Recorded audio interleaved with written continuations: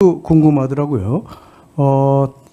이렇게 민주화운동 보상금 같은 거 신청하면 받을 수 있었다는 후보자께서 이게 돈에 아주 뭐 감각이 없으신 분인지 그런 걸 신청해가지고 뭐 떳떳하게 이렇게 팍 갚고 그랬으면 이 나중에 뭐 또 이렇게 가까운 지인들한테 돈을 빌리고 갚고 이런 과정들도 없었을 텐데 뭐 그런 생각이 좀 들었는데 왜 그런 걸 신청을 안 하신 이유가 무슨 개인적인 뭐 소신이 있어서 그러십니까? 제가 무슨 돈을 멀리하거나 그렇게 뭐 훌륭하게 청렴한 사람은 아니고요.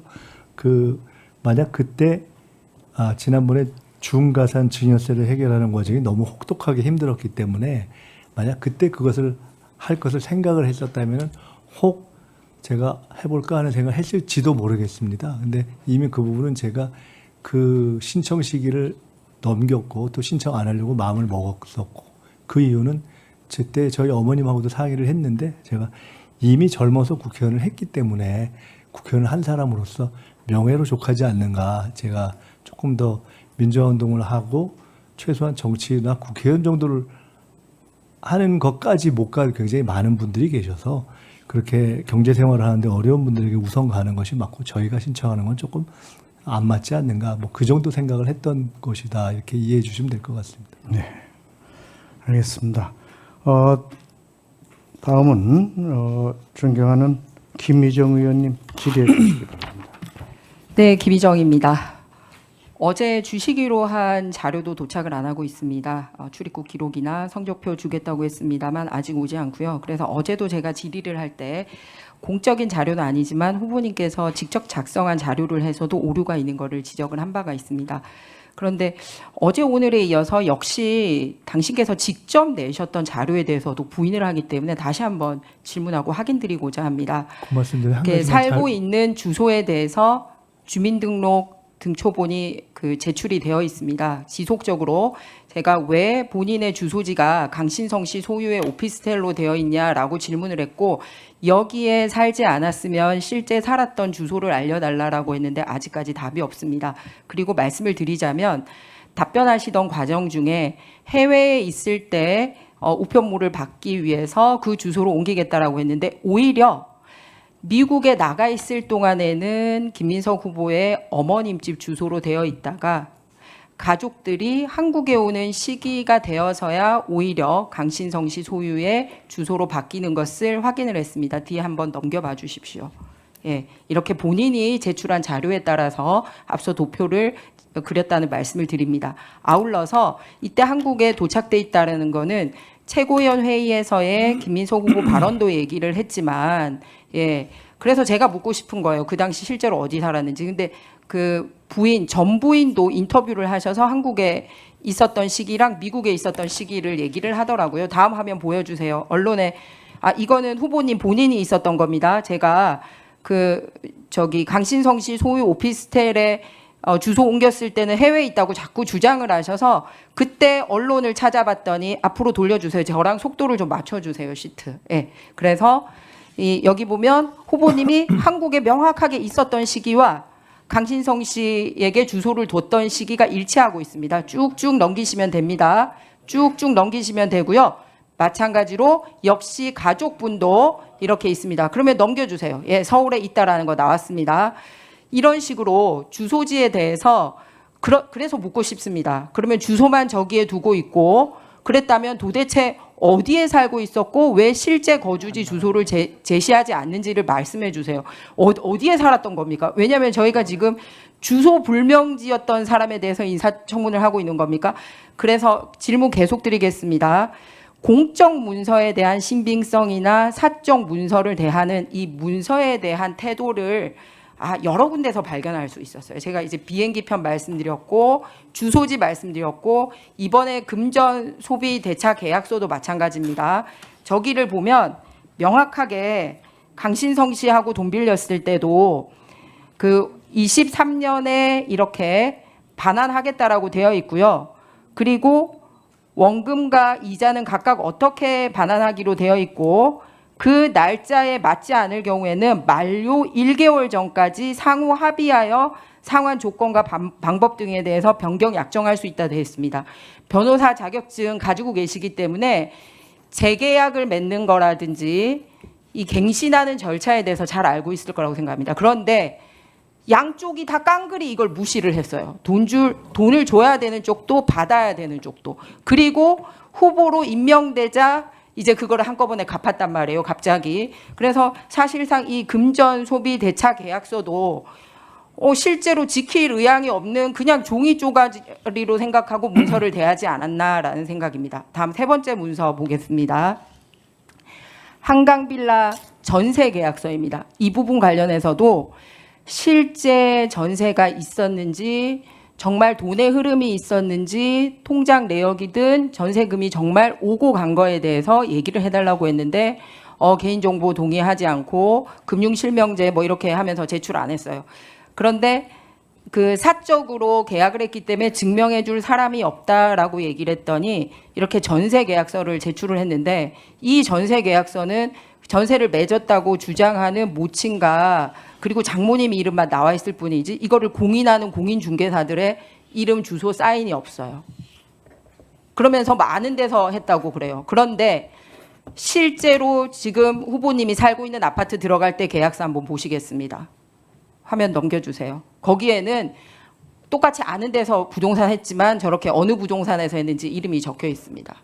그래서 제가 지적하고자 하는 바가 뭐냐면, 이렇게 본인이 직접 낸 서류에 대해서도 끊임없이 부인하고 말을 바꾸고 아니라고 얘기를 하고 그러면은 그런 부분을 말하는 거고요. 그리고 두 번째는 여러 가지 문서를 대하는 태도에 있어서 이제 국무총리가 되면 계약 관계라든지 사적 계약 관계, 공적 계약 관계, 국가에서의 계약 관계 이런 부분에 있어서의 문서를 대하는 태도나 그거의 증빙성 이런 거에 대해서 굉장히 이 신뢰성이 요구가 됩니다. 그런데 상당히 그런 데 있어서 전혀 연습이 안 돼 있구나. 그래서 신뢰할 수 없다. 어제 계속 말씀드린 이런 부분이 있습니다. 그래서 계속 질문 드리겠습니다. 이 부분이 그래서 법원 판결까지도 부인하는 데까지 이르지 않느냐라고 생각합니다. 아까 표적 사정 성격이 있었다. 첫 번째 사건에 대해서 말씀을 하시던데요. 그 기업으로부터 돈 받았을 때 본인이 표적 사정 당했다고 얘기했는데 그때는 노무현 대통령 시절이었고요. 강금실 법무부 장관 시절이었고요. 문재인 민정수석 시절이었습니다. 그러니까 마치 다른 정권에서 본인이 무슨 핍박받은 것처럼 얘기를 해서 앞뒤가 맞지 않다는 말씀을 드립니다. 그리고 두 번째는 그런 반성이 없기 때문에 또 동종의 이런 불법 자금 수수 사건이 또 일어나지 않았나라는 생각이 들어요. 그래서 강신성 씨로부터 구체적으로 돈을 받은 내역이 이렇게 판결문에도 있는데 그러니까 날짜도 여러 차례에 걸쳐서 여러 가지로 그 계좌를 바꿔가며 이렇게 돈을 받고 그때마다 17대 대선 후보 나올 때, 18대 총선 나올 때, 최고위원 나올 때마다 이렇게 돈을 받는 정황이 있습니다. 또 넘겨주세요. 그 이외에도 또 다른 범죄 이것도 마찬가지고요. 등록금 또 마찬가지입니다. 넘겨주세요. 수많은 날짜에 거쳐서 이 돈을 받기 위해서 별도 계좌를 만들어서 매번 새로운 명의의 새로운 계좌로 미국 달러, 홍콩 달러 할 거 없이 돈을 받아놓고서도 반성하지 않고 부인하는 태도로 일관하고 있습니다. 그래서 이런 부분에 대해서 계속 표정 사정 성격이 있다 이렇게 얘기하고 하는 분이 판결문에 있는 문서들이 범죄가 돼요. 괜찮습니다. 그래서 자, 이렇게 공문서를 대하는 태도 그리고 본인의 문제에 대해서 반성하지 않는 태도가 과연 향후 큰 공직을 책임질 사람으로서 자세가 마땅한지에 대한 질문을 드립니다. 네, 주장을 빼고 질문에 해당하는 부분만 답변 드리겠습니다.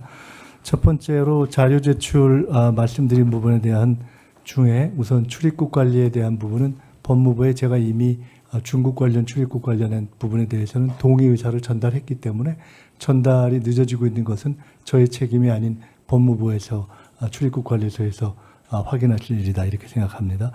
주소 문제를 포함한 여러 가지 야당 의원님들이 제 신상 문제에 대해서 꾸준히 지속적으로 관심을 갖고 질문 주시는 것에 대해서는 저는 그 부분에 대해서 의의를 아마 필요성을 느끼셔서 하는 것이라고 보고 계속 성실하게 답변드리고 있다 이렇게 말씀드리겠습니다. 주소 문제에 대한 김희정 의원님의 질문에 대해서 쭉 답을 드리겠지만 결론부터 말씀드리면은 저는 그 주소 문제를 질의하는 의가 그 주소 문제에 대한 답변이 만에 하나 저는 거기 살지 않는데 주소만 뒀습니다 라고 하는 답을 한다 하더라도 그것이 무엇을 입증할 것인지가 대단히 불명확해서 저로서는 사실은 이유를 잘 알기 어려운 신기루 같은 질문이라는 생각은 드나 그럼에도 불구하고 답변 드리겠습니다. 우선 그와 함께 말씀 주신 몇 가지의 사안들을 엮어서 공적 문제를 바라보는 태도에 있어서의 부족함이다라고 말씀 주셨는데 그에 대해서는 동의하지 않는다는 말씀을 먼저 드립니다. 왜냐하면 지금 제기하신 몇 가지 문서들은 다 공적 문서가 아닌 사적 채권 채무 관계에 관한 합의 문서들이기 때문에 그에 관해서 법적인 것들을 포함해서 말씀드리겠습니다. 그 사적 채무와 채권을 갖는 부분에 있어서는 우리 김희정 의원님도 잘 아시겠지만은 혹은 문서에 의해서 혹은 계약법의 원리에 따라서 당사자들의 합의에 의해서 진행되는 것입니다. 저 문서들은 다 그 채권 채무 관계를 특정해서 합의문이 만들어졌고 그 당시에 말씀하신 대로 이 이후 문제에 대해서는 이렇게 한다는 합의가 구도로 존재했습니다. 그 모든 것이 큰 의미가 없는 이유는 그것이 실제로 이자 송금에 의해서 실체로 확인되었기 때문입니다. 그렇기 때문에 그 문제에 대해서는 더 이상 법적으로 궁금해하시지 않으셔도 된다고 봅니다.